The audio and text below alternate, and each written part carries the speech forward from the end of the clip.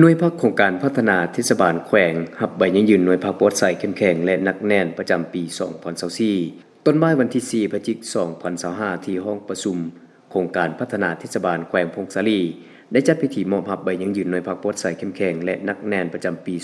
2024 โดยภายใต้การเป็นประธานของสหายพลประดิษฐ์ทิพย์มณีวงศ์กรรมการพรรคแขวงรองหัวหน้าคณะจัดตั้งแขวง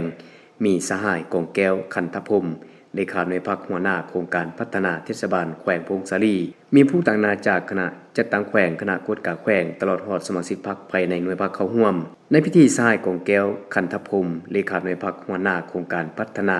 เทศบาลแขวงพงศาลีได้ขึ้นผ่านบทสรุปของหน่วยพักโครงการพัฒนาเทศบาลแขวงพงศาลีหน่วยพักปลอดภัยเข้มแข็งนักแน่นและทิศทางแผนการต่อหน้า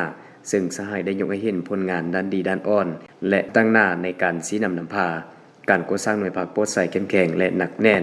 จุดอ่อนของทางและบางบทเรียนที่ทดทนได้ในระยะที่ผ่านมาซึ่งปัจจุบันพนักงานทั้งหมดมี13สหายหญิง3สหายในนี้สมาชิกพรรคสมบูรณ์มี12สหายหญิง1สหายจากนั้นต่างหน้าคณะจัดตั้งแขวงขึ้นผ่านมติตกลงว่าด้วยการอนุมัติมอบใบยังยืนให้โครงการพัฒนาเทศบาลแขวงพงศาลี